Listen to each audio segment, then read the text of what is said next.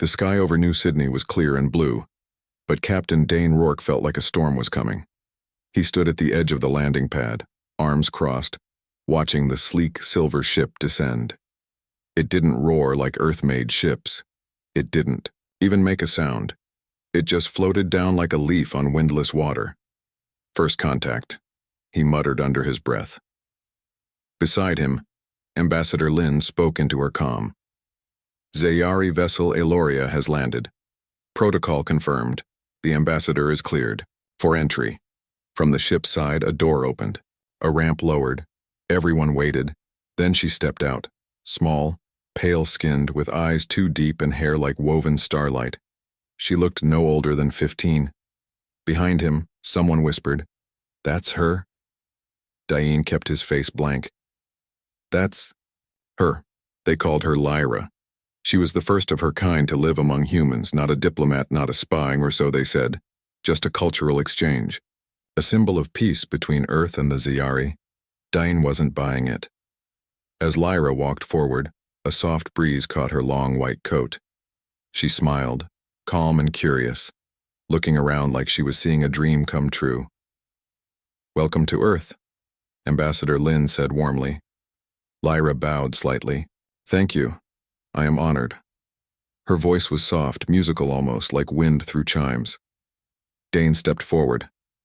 "Captain Dane Rourke, I'll be your security chief while you're here." She turned her gaze to him. Her eyes were strange, like galaxies had been frozen inside them.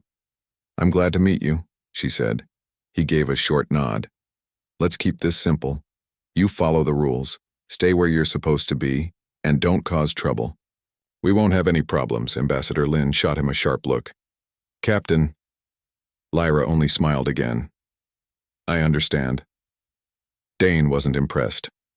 Later that night in the secure briefing room, the warnings came out. "She's not human," Director Kess said, tapping the table. "Her biology is different. So are her abilities."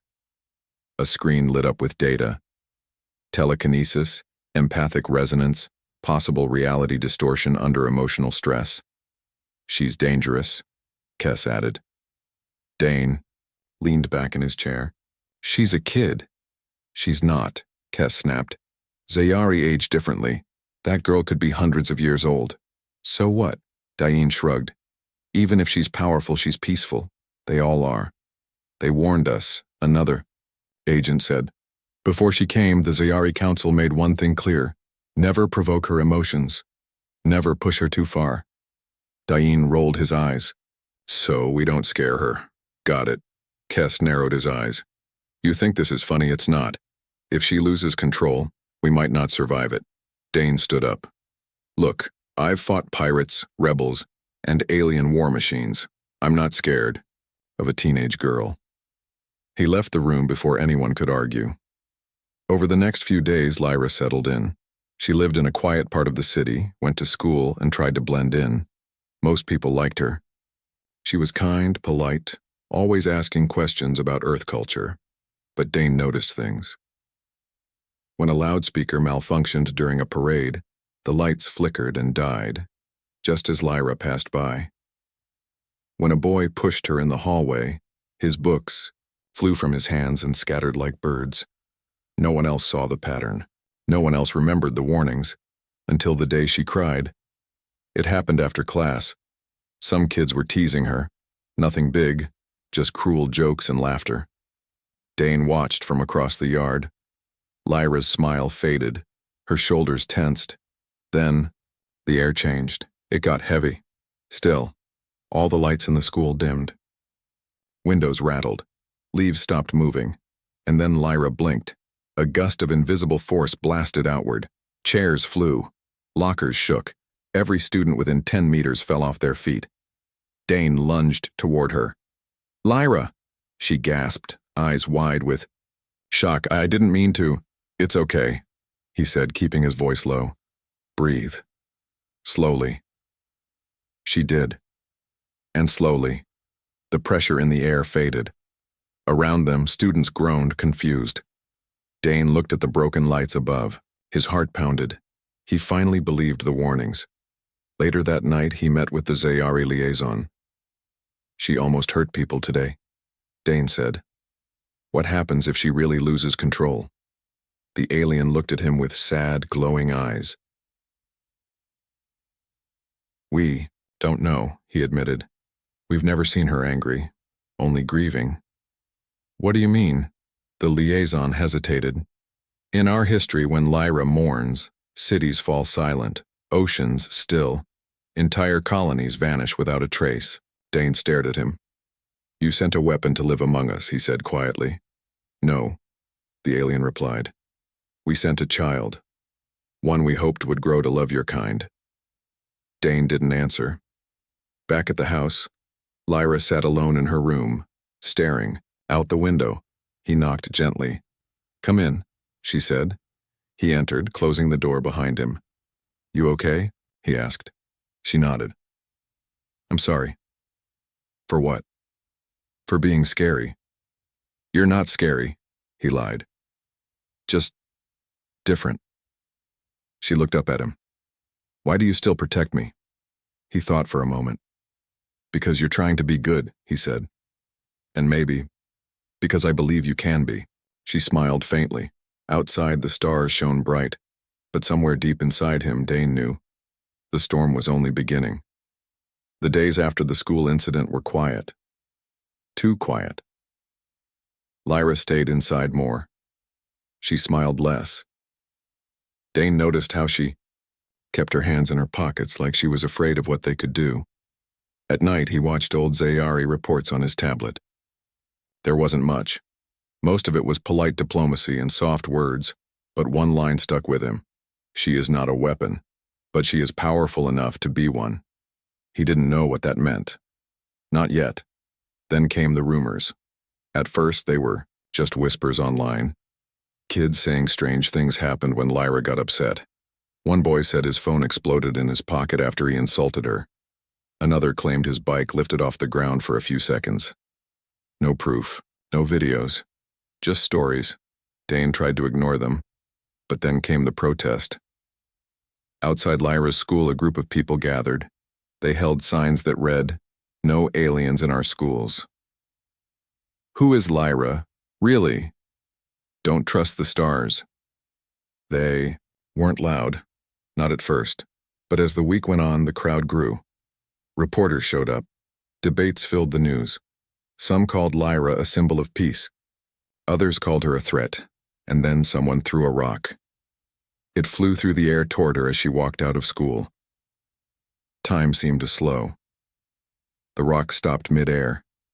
Just floated. Everyone froze. Even Dane felt his breath catch. Then, with a silent burst, the rock turned to dust. Gasps filled the street. Lyra blinked, confused.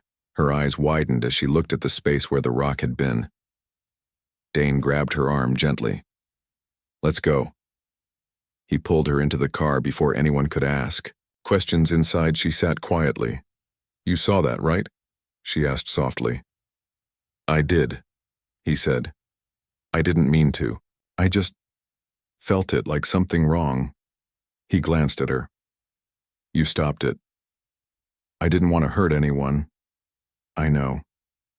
Later that night, Dane met with Director Kess again. She's not safe, Kess said, arms crossed. That thing isn't a girl, it's a bomb waiting to go off. Dane frowned. She's not a thing. She froze a rock in midair. Kess snapped. Do you know what that means, that kind of control? We've never seen anything like it. She's trying to be normal, Dane argued, trying to fit in. Normal doesn't stop bullets or bend physics. Dane leaned forward. If we treat her like a monster, she'll become one. Kess gave him a cold look. We're watching her, Rourke. If she makes one wrong move, we end this. Dane left without another word. Back at the house, Lyra was sitting by the window again, sat across from her. You okay? She nodded slowly. People don't like me. They don't understand you, he corrected. I try to be good, she whispered. But sometimes I feel like I'm too much. You're not too much, he said firmly. You're just different. She looked at him with those deep, star-filled eyes. What happens if I lose control? He hesitated. Tell me the truth. He sighed. I don't know, but I won't let anything happen to you. She smiled faintly. Why do you protect me? Because I believe in you, he said. And because maybe you're not here by accident. Maybe you're here for a reason. She looked back out the window. Outside, the wind blew gently. Inside, Dane felt something shift. Not fear, not anger, something deeper. Respect, maybe even hope. But hope didn't last long. The next morning, Dane woke to alarms. He ran to Lyra's room, empty. He checked the security feed. Footage showed shadows moving fast. Too fast. Then static.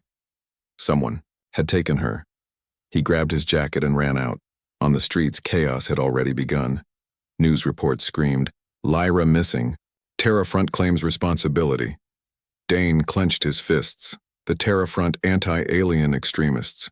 They'd been growing louder every day. Now they had her. He knew what they wanted, to prove their point, to scare everyone, to make her snap, and he knew what would happen if they succeeded. Cities fall silent, oceans still, colonies vanish. He had to find her, before it was too late. Not real fire, not yet, but the kind that spreads through minds, fast and silent. Panic, rumors, screaming, headlines. Lyra missing. Terra Front demands immediate deportation of all aliens. If she snaps, millions could die. Captain Dane Rourke didn't have time for politics or fear. He had a girl to save. Inside the command center, screens flashed with data. Military officers, intelligence agents, and Zayari diplomats argued in tense voices. She's not safe with them, Dane said, slamming his hand on the table. They want her scared, angry, out of control. They'll get what they want, Kess muttered. She's a walking disaster. Dane turned to him sharply.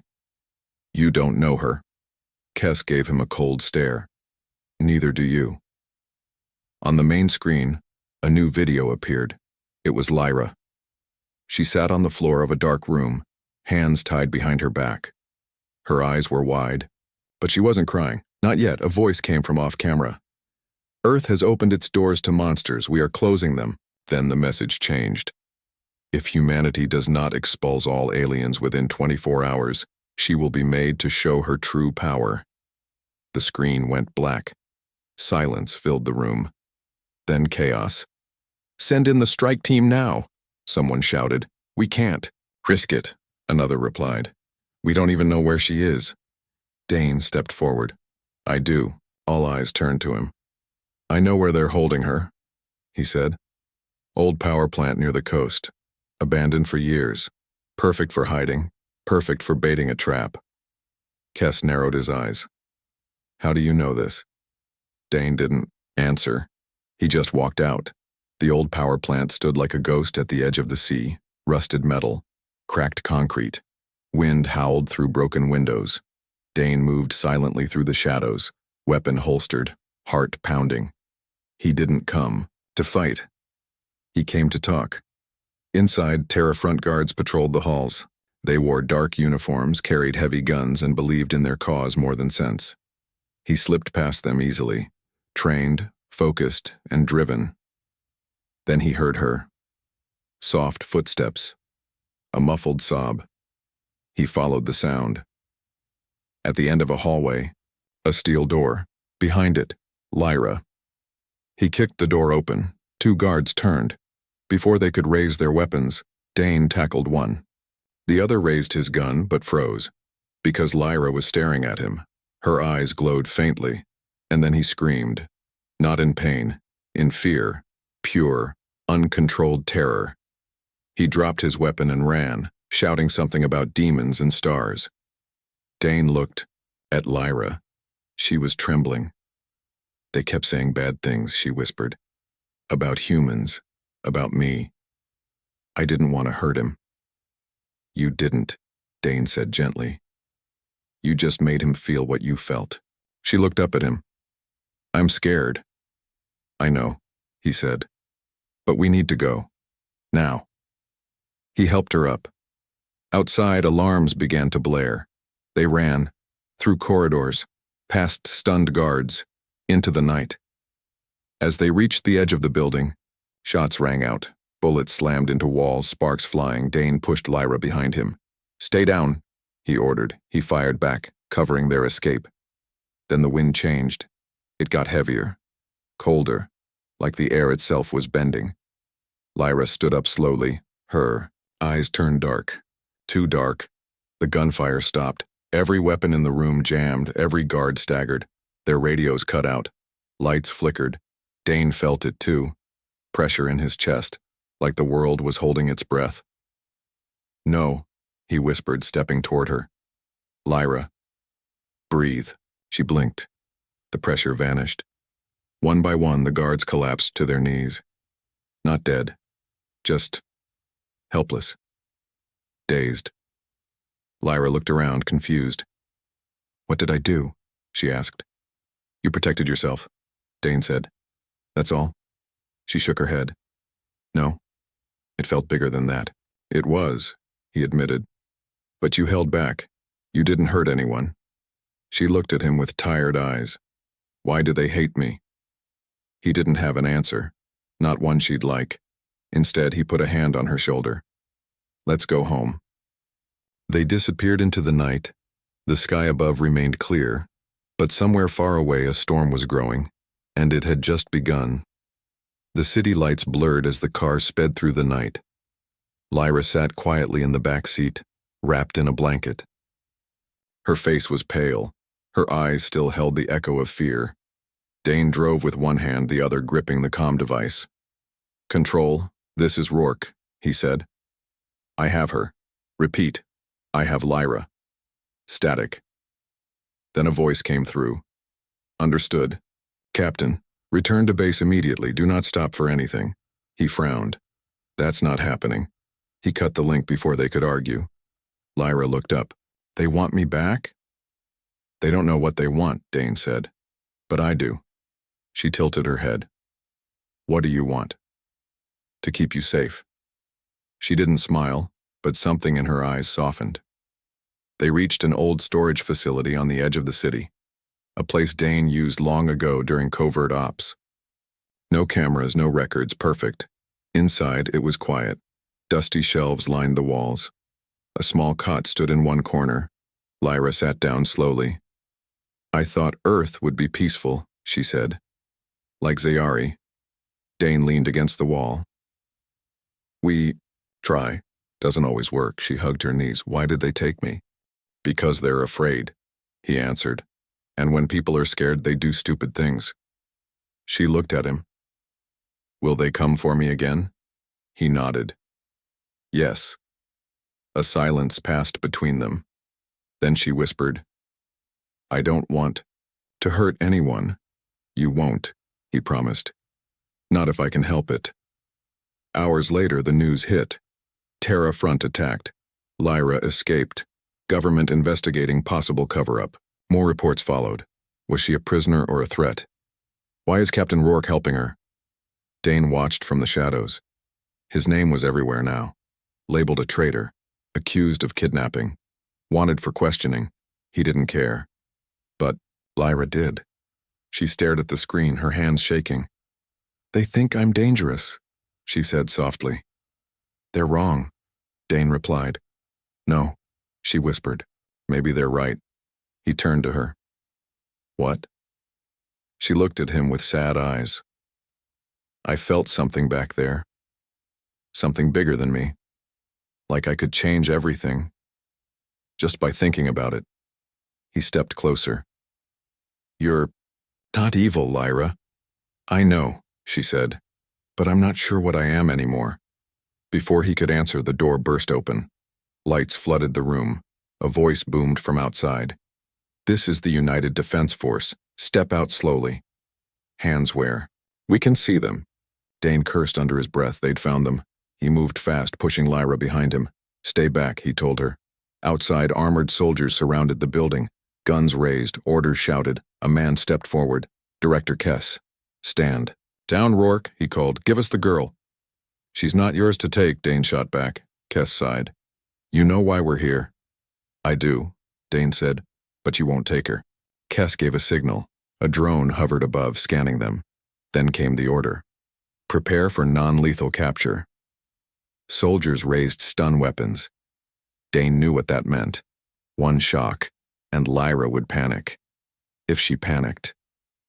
He had seconds. Lyra, he said gently. Listen to me. She looked up. We can't let them take you. Her eyes widened. What do we do? He pulled a small device from his pocket. It beeped once. Then the power in the building died. Darkness swallowed everything. Gunfire cracked. Stun rounds missed. Dane grabbed Lyra's hand. Run! They sprinted into the night. Behind them, shouts echoed. They're getting away. Seal the area. Do not let them reach the coast. By dawn, they were on a small boat heading out to sea. The sky was red with sunrise. Lyra sat beside him, breathing hard. They really want me, she said. They're scared, Dane repeated, and scared people make bad choices. She looked at him. Why are you helping me? He smiled faintly. Because I believe in you. She looked down. Even after what happened? Yes, he said, especially after what happened. She was quiet for a moment. Then she asked, what happens next? He glanced at the horizon. There's a place we can go, he said. Far from here, where no one knows your name, where you can learn who you really are. She looked at him with hope in her eyes. And you'll stay with me? If you want me to. She nodded. For the first time in days, she smiled. Behind them, the city faded into the morning mist. In front of them, a new beginning. And somewhere, deep inside her, something stirred. Not anger, not fear. Something else. Something waiting to awaken. The boat cut through the waves like a whisper. Dane steered it toward a hidden island far from any map. No satellites, no drones, just sand, trees, and silence. Lyra sat near the edge, her feet dangling above the water. She looked out at the sea like she was trying to see something beyond it. You okay? Dane asked. She nodded slowly. I feel different. Different how? She didn't answer right away. I can hear things, she finally said. Not with my ears, with my mind. What kind of things? Thoughts, emotions, pain. Dane glanced at her. From who? Everyone, she whispered, even from far away. He frowned. How far? She pointed toward the horizon. That ship over there? I can feel the fear of the man on the radio, and the sadness of the woman cooking in her kitchen on land. And, she paused. There's something else. What? Her voice dropped. Something old. Something trapped. Dane didn't ask what she meant. He wasn't sure he wanted to know. By nightfall, they reached the island. It was small, covered in thick jungle and surrounded by glowing tides. Lyra stepped onto the sand and closed her eyes. It's quiet here, she said. Peaceful. Dane set up a simple camp while she wandered into the trees. When she came back, she was holding a broken piece of metal. I found this buried under the roots, she said. It's not from Earth. Dane took it. It was smooth black and warm to the touch. He stared at it for a long time. You think it's Zayari? Lyra asked. No, he said quietly. Older. She tilted her head. What do you mean? He handed it back. You're not the first one like you. Her eyes widened. What? There were others, he explained. Long before you came to Earth, some stories say they walked between stars. Others say they could shape reality itself. She held the metal close. Why don't people talk about them? Because they disappeared, Dane said. Or maybe they were erased. Lyra looked down at the object again. Then something changed. Her body tensed.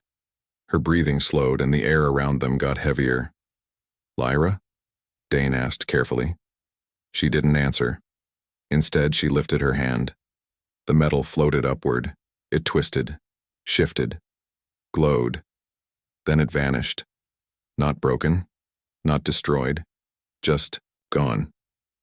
Lyra opened her eyes. "They weren't erased," she said softly. "They were sealed." Dane felt a chill run down his spine. "Sealed where?" She turned toward the ocean. "Here," she whispered. "Under us." The next morning, strange things began happening. Birds stopped singing. Fish leapt out of the water like they were trying to escape something. Even the wind seemed afraid. Dane woke to find Lyra standing at the edge of the shore. Her eyes were closed. Her hands stretched forward. Around her the water moved. Not with the tide. On its own. Like it was listening. "Lyra," Dane called gently. "What are you doing?" She opened her eyes. "I'm remembering." "Remembering what?" She looked at him. "Who I really am." He stepped closer. "And who is that?" She smiled faintly. "A child of the first light." Before he could ask what she meant, the ground shook. Not hard. Just enough to make him stumble. Then came the sound, low, deep, like a heartbeat coming from beneath the island. Lyra turned to him. "They locked me away once," she said. "But I was never meant to be caged." Dane's heart pounded. "Lyra, I can feel them," she interrupted. "The ones who tried to stop me, they're still down there." She pointed at the earth beneath their feet. Dane swallowed hard. "What are they?" She looked at him with those deep, star-filled eyes. "Monsters," she said softly. "Like me." Later that night, Dane couldn't sleep. He sat by the fire, staring at the stars. Lyra sat beside him. "I used to think I was alone," she said. "Now I know I'm not." "You're not alone now," he told her.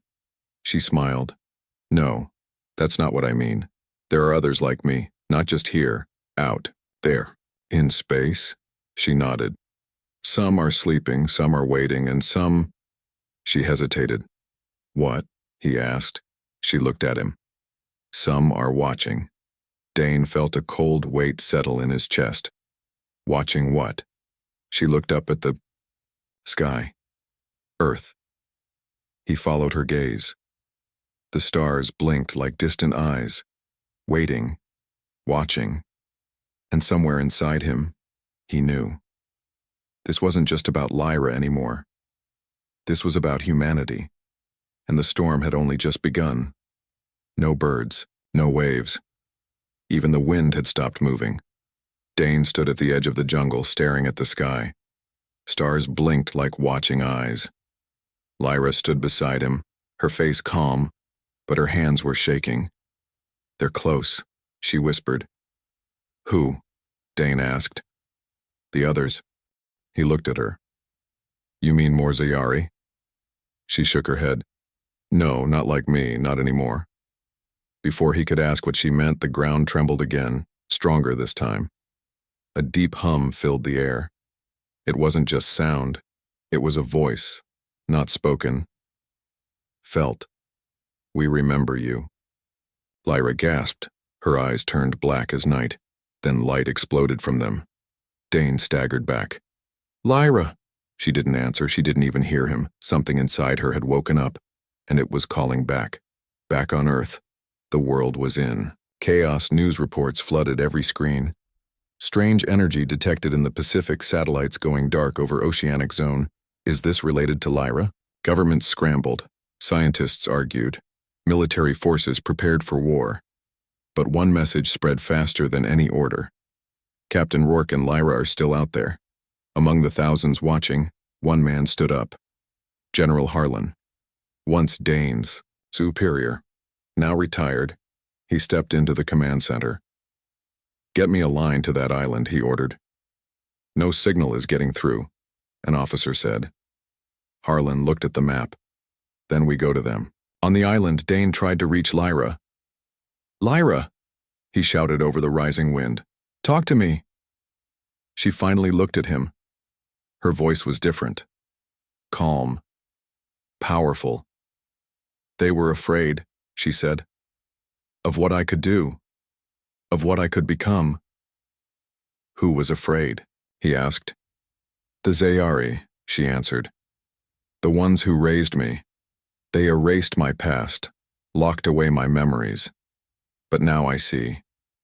She lifted her hand. The sand beneath them began to glow. Then the ground cracked open. A massive structure rose from below, the ancient smooth, made of metal and something else entirely. Dane stared in shock. "What is that?" "A prison," she said softly. "For me. For them." "Them?" She pointed down. "There are others like me buried here, trapped, waiting." Dane felt his heart race. "Why are they trapped?" "Because they lost control," she whispered. "Or maybe because they refuse to be controlled." She looked at him. "I feel them now. Their minds, their pain, and their power." Dane took a step closer. "You're not like them," he said. "You're better." She smiled sadly. "Am I?" "Yes," he said firmly. "Because you care. You choose not to hurt people." She looked down at her hands. "I don't want to be a weapon," she said. "I just want to be good." "You are," he told her. "And you always will be, as long as you have someone who believes in you." She looked at him. "You believe in me?" "Always." The moment stretched between them, then the voice returned. "Join us." Lyra closed her eyes. A wave of energy burst outward. Trees bent. Water boiled. The sky darkened. And then, silence. When Dane opened his eyes, Lyra was kneeling on the ground. Breathing hard, he ran to her. "Are you okay?" She nodded weakly. "I pushed them back." "Pushed who back?" "The ones below," she said. "They wanted me to free them, to wake them." "And you didn't?" She looked at him with tired eyes. "You made me remember why I shouldn't." He helped her up. "You did good," he said. She smiled faintly. Then came the roar of engines. Both of them looked up. A fleet of military aircraft flew toward the island. Dane groaned. "Oh no." Lyra tensed. "They came for me." "No," he said. "They came for us." As the ships landed, soldiers poured out, weapons raised, orders shouted. General Harlan stepped forward. "Stand down, Rourke," he called. "This doesn't have to end badly." Dane stepped in front of Lyra. "It won't," he said, "if you leave us alone." Harlan looked past him at Lyra. "You've seen what she can do," he said. "You know what's at stake." Dane didn't. "Move, she's not the enemy," he said. "She never was." Harlan sighed. "Then let's make sure of that." Behind him, soldiers raised stun weapons. Lyra stiffened. Dane knew what would happen if she panicked, so he did the only thing he could think of. He stepped forward and dropped his gun. "I believe in her," he said. "And if you're still, the man I served under, General, then you'll listen before you shoot." Silence fell. The wind picked up, and somewhere deep inside the island, something stirred again, waiting, watching, and remembering. Wind blew across the island. Trees whispered. The sea watched like a witness.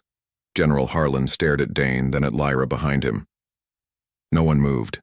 Then slowly, Harlan raised a hand. "Hold fire." The soldiers hesitated. Weapons stayed raised, but no shots were fired. Dane let out a breath he didn't realize he was holding. Harlan stepped forward. "You believe in her?" "I do," Dane said firmly. Harlan looked at Lyra. "And you? Do you want peace?" Lyra stepped from behind Dane. Her eyes were calm, her voice quiet, but clear. "I came here to learn about humans," she said. "I wanted to understand your kindness, your courage, your hope." She looked around at the soldiers. "But I also saw your fear." and it made me afraid too. Harlan studied her for a long moment. Then he nodded. Let's talk. Back on Earth, the world changed. Not overnight, not all at once, but it changed. The footage of that moment, of Dane standing between Lyra and an army, of General Harlan lowering his weapon, spread across the globe. People watched, they listened, and they began to believe. The girl who could end us all chose to stay. Her power is real, but so is her heart. Lyra, the first human alien ambassador. For the first time, not everyone feared her. Some began to admire her. Some even trusted her. Weeks later, Lyra stood in front of a crowd. Not a protest, not a secret meeting, a school. Children sat in rows watching her with wide eyes. Beside her, Dane stood tall, not as a soldier, not as a protector, but as a friend. Lyra smiled. I used to be scared, she said, of what I could do, of who I was. She looked at the kids. But I learned something important. She held up her hand. The lights above flickered gently, not violently, not dangerously, just enough to show what she could do. I can move things without touching them, she said. I can feel emotions like waves in the ocean, and sometimes when I try, I can even heal pain. Gasps filled the room, then applause. Lyra laughed softly. But none of that makes me special, she said. What makes me special is that I'm learning, just like you. A boy raised his hand. What if you get mad and hurt someone by accident? She paused. Then she smiled. That already happened, she admitted, and I felt terrible about it, but I learned from it and I got better. She looked at Dane. Because I had someone who believed in me. He gave her a small nod. Later that night, Lyra sat by the window again. This time, she wasn't alone. Dane joined her. You did good today, he said. She smiled. Thank you. He looked at the city below. Lights, laughter, life. All this time, he said, people kept warning me about your powers. She tilted her head. And now? He smirked. Now I think your heart is stronger than anything you can do with your mind. She blushed. Then she looked at him seriously. They're still out there, she whispered. The others like you? She nodded. In space, in places we haven't found yet. He sighed. Yeah, I figured. She looked back out the window. I think some of them are watching us, she said. He followed her gaze. Stars blinked above, watching, waiting. He didn't say anything for a while. Then he said, let them watch. She turned to him. He met her eyes. If they want to know what kind of person you've become, he said, they'll see what I saw. That power doesn't make you dangerous. He smiled. It's what you choose to do with it that matters. Months passed. Lyra trained, not just with her powers, but with people. She helped scientists study telepathic energy. She worked with diplomats to build trust between species. She even visited other planets. And everywhere she went, she carried the same message. We are not defined by our past, or by our fears. We are defined by what we choose to become. Humanity changed because of her. Not through war, not through force, through understanding, through belief, and through one man who didn't listen to the warnings because he chose to believe in something greater. Years later, on a peaceful morning, Lyra stood on a hill overlooking a new city, one built in honor of unity, of peace. Behind her, Dane walked up. Still watching the stars? He asked. She smiled. Always. He stood beside her. Do you ever regret staying? She looked at him. No, she said. Because I found my home. He grinned. Good. They stood together side by side. Below, children played. Above, the stars shined bright. And somewhere far away, another ship watched. Listening, learning, and remembering. Humans are not weak. They are not afraid.